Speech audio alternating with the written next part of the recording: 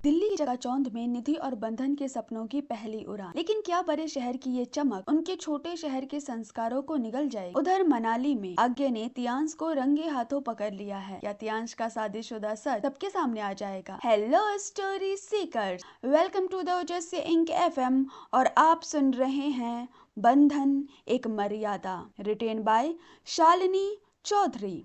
तो चलिए चलते हैं कहानी की ओर। Manali farm house. अज्ञे की नजर मन्नत और करण पर ही अटकी हुई थी। वो ध्यान से करण को देख रहा था, कैसे वो मन्नत से दूर भागना चाहता है लेकिन इस बात को एक्सेप्ट नहीं करना चाहता। वही मन्नत की हरकतें अज्ञे को गुस्सा दिला रही थी, पर वो खुद को कंट्रोल किए खड़ा था। अज्ञे खुद में ही गुस्से से बोला, कोई लड़की इतनी बेशर्म कैसे हो सकती है? कैसे वो खुद को इतना बेपर्दा कर सकती है? उसे मन्नत की हरकतों से घिन आ रही थी। वो करण को लेकर परेशान था और एक बार फिर मन में बोला, अगर इस लड़की के साथ करण की शादी होती है तो कैसे वो पूरी जिंदगी इस ड्रामा कंपनी के साथ बिताएगा? ओह, ये लड़की बस खुद के शौक और खुद को ऊपर कैसे पहुंचाना है बस इतना जानती है। आज्ञे के मन में मन्नत के लिए बस नफरत थी, क्योंकि उसे वो दिख रहा था जो करण को नहीं दिख रहा था। वो ऊपर से नीचे आने लगता है। जैसे ही करण को किसी की आहट होती है, वो एकदम से खड़ा हो गया और उसकी गोद में बैठी मन्नत धड़ाम से फ्लोर पर गिर पड़ी। वो बड़े अजीब तरीके से गिरी थी।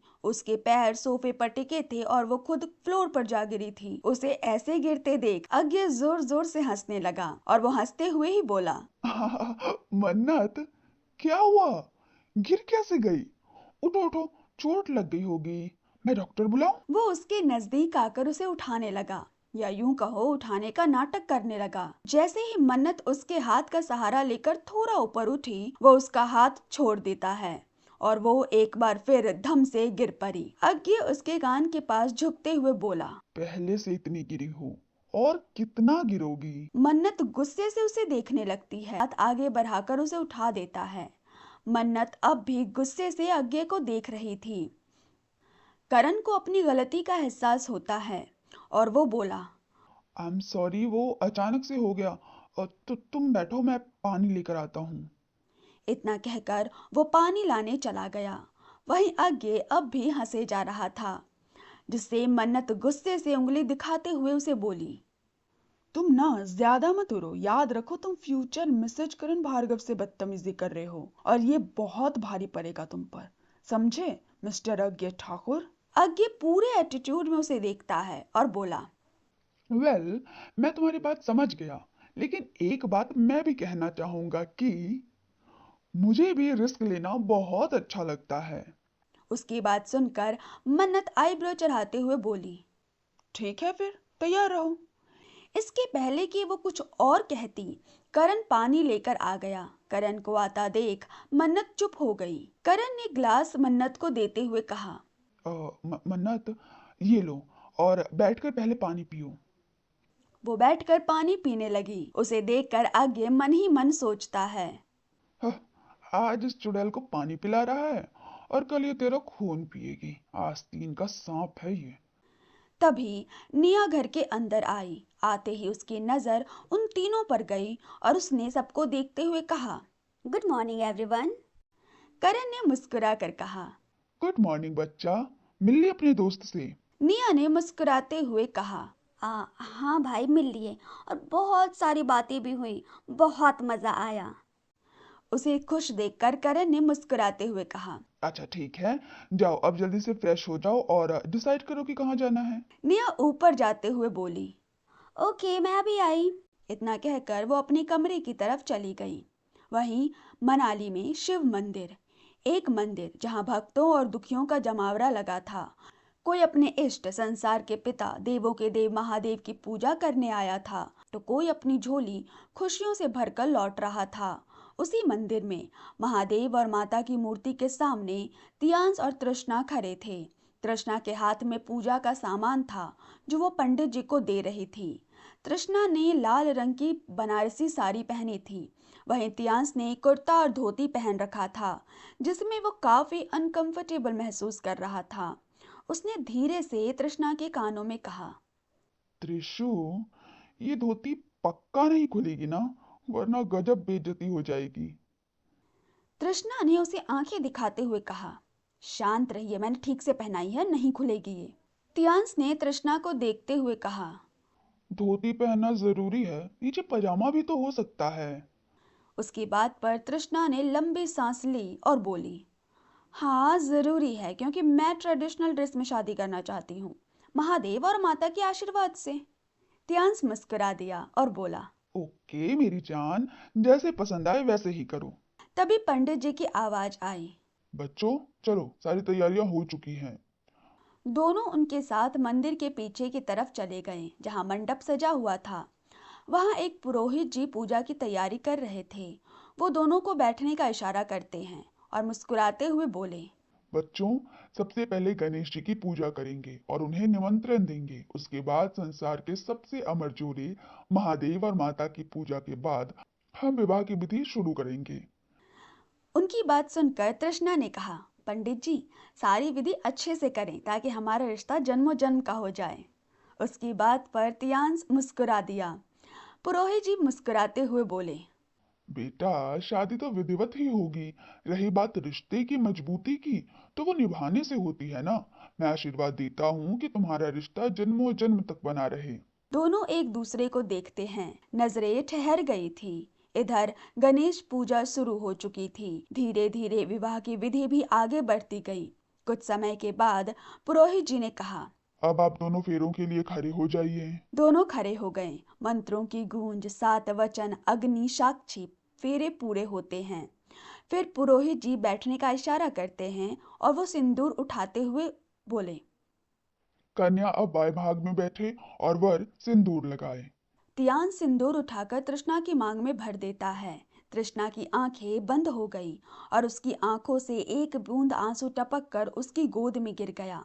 फिर पुरोहित जी मंगलसूत्र आगे बढ़ाते हैं और बोले। बेटा, इसे कन्या को पहनाओ। तियांस ने मंगलसूत्र उसे पहना दिया। कुछ क्षणों की पवित्र खामोशी के बाद पुरोहित जी मुस्कुराकर बोले। विवाह संपन्न हुआ। तियांश और तृष्णा बस मुस्कुरा रहे थे। एक तरफ मनाली के फार्म हाउस में रिश्तों की दरारें गहरी हो रही थी और दूसरी तरफ मंदिर में एक रिश्ता 7 जन्मों के नाम हो चुका था। पुरोहित जी की बात सुनकर दोनों बहुत खुश थे। दोनों के चेहरे पर एक साथ मुस्कुराहट फैल गई थी। दोनों ने उठते हुए पुरोहित जी के चरण छूकर प्रणाम किया और फिर पुरोहित जी ने आशीर्वाद दिया। अखंड सौभाग्यवती भव। तृष्णा वहां से मंदिर की ओर बढ़ गई। तियांस भी उसके पीछे पीछे चला गया। दोनों महादेव और माता के सामने हाथ जोड़कर खड़े हो गए। तृष्णा आंखें बंद कर प्रार्थना करती है। हे माता, जैसे आपका सुहाग और आपका प्यार हमेशा आपके साथ रहते हैं और आपके बीच जैसा प्रेम है, वैसा ही प्यार और सौभाग्य अपनी बेटी को भी देना, क्योंकि आपके महादेव के और मेरे पति के सिवा दूसरा कोई नहीं है मेरा। वो माता की मूर्ति के सामने झुकी हुई थी और वहीं खड़ा तियांस हैरानी से उसे देख रहा था। उसके दिल में एक अजीब सा गिल्ट उठ रहा था। तियांस ने मन में गिल्ट के साथ ही कहा। हे महादेव, माफ करिए मुझे। मैं जानता हूँ कि मैं तृष्णा के साथ गलत कर रहा हूँ। आज तक जो भी किया मैंने, वो मेरा बदला था और आगे भी रहेगा। लेकिन आज से तृष्णा के साथ मेरा रिश्ता बदल चुका है। वो एक नजर तृष्णा पर डालता है जो दीप जला रही थी और फिर आगे बोला। लेकिन आज के बाद मैं कभी भी निया को हाथ नहीं लगाऊंगा। आज से मैं पूरे समर्पण के साथ अपनी पत्नी का होकर रहूंगा। उस लड़की को बर्बाद करने का कोई और तरीका निकालूंगा। मंदिर की घंटियों के बीच एक रिश्ता पवित्र हुआ और एक मन अंदर ही अंदर उलझ गया। पूजा के बाद दोनों गाड़ी में आकर बैठते हैं और गाड़ी होटल की तरफ चली गई। तियांस तृष्णा को देख रहा था। लाल बनारसी साड़ी, गले में मंगलसूत्र, मांग में चमकता हुआ उसके नाम का सिंदूर। उसे देखते ही तियांस का सीना गर्व से चौड़ा होता जा रहा था। उसने तृष्णा को देखते हुए कहा। त्रिशु, वैसे तुम्हें क्या लग रहा था कि मैं तुमसे शादी नहीं करूंगा, जो इतनी जल्दी थी तुम्हें? तृष्णा उसकी ओर गहरी नजरों से देखती है और बोली। जिनके पास कोई रिश्ता नहीं होता और अगर उन्हें कोई एक रिश्ता मिले तो वो उसे समेट कर रख लेते हैं। और फिर मैं तो इस बात से भी डर रही थी कि। वो बोलते बोलते चुप हो गई। तियांस ध्यान से उसकी बात सुन रहा था। उसके अचानक चुप हो जाने से उसकी आंखें सिकुड़ गई। तियांस ने उसे घूरते हुए कहा। चुप क्यों हो गई? बोलो कि आगे क्या? तृष्णा सामने देखते हुए बोली। "अ, मैं मैं प्योर भी तो नहीं हूं ना, उन लोगों ने वो इसलिए डर लगता है। तियांस के जबड़े भिज जाते हैं और वो दांत पीसते हुए गुस्से से बोला। तुम्हें लगा कि इस वजह से मैं तुम्हें छोड़ दूंगा? तुम ऐसा कुछ सोच भी कैसे सकती हो? प्यार करता हूं मैं तुमसे, जिंदगी तुम्हारे साथ ही बितानी है। मेरे बच्चे अगर मुझे पापा कहें तो माँ जिसे कहेंगे वो औरत तुम होगी। उसका गुस्सा बढ़ता जा रहा था। तृष्णा की बात ने उसे अंदर तक चोट पहुंचाई थी। तृष्णा उसका हाथ पकड़ लेती है और बोली, डर तो लगता ही है ना, क्या पता जिंदगी मुझे आपसे दूर कर देती। तियांस उसके चेहरे को अपनी हथेलियों में भर लेता है और बोला, मुझे इन बकवास बातों से कोई फर्क नहीं पड़ता। मेरी पत्नी तुम ही हो और मेरी लाइफ में कोई लड़की नहीं आएगी। तृष्णा उसके सीने पर सिर रख देती है और हल्के से बोली, आज के इतने अच्छे मौके पर भी डांटोगे। जैसे ही वो उससे लिपटती है, तियांस का गुस्सा एकदम शांत हो गया। उसके होठों पर मुस्कान लौट आई। बाहर गाड़ी चल रही थी और अंदर दो दिल अपने अपने सच छुपाए बैठे थे। Delhi, Bhargav house. First floor के आखिरी कमरे के बाहर एक मेड पानी का ग्लास लिए खड़ा था। अंदर से एक रोबदार आवाज आई। कम इन। सर्वेंट अंदर आया। वो कमरा एक बड़ी सी लाइब्रेरी थी। चारों तरफ शेल्फ किताबों से भरे हुए थे। पूरा कमरा जैसे किताबों की दुनिया हो। बीच में एक टेबल रखा था। कमरे में सिर्फ नाइट बल्ब जल रहा था और टेबल पर रखा लैंप सीधा खुली किताब पर रोशनी डाल रहा था। टेबल पर दो तीन और किताबें रखी थी। वहीं एक कुर्सी पर एक हट्टा कट्टा आदमी टी शर्ट और लोअर पहने बैठा था। फिट बॉडी थी। उम्र 50 से 55 के बीच रही होगी और इतना स्ट्रॉन्ग कि कमरे की हवा भी अनुशासित लगती थी। वो कोई और नहीं, राजेश जी थे। सर्वेंट ने उन्हें देखते हुए कहा। सर, आप रीड कर रहे हो इसलिए रूम की लाइट्स ऑन कर दूं? राजेश जी पानी पीकर ग्लास रखते हुए बोले। नहीं, तुम जाओ। सर्वेंट चला गया।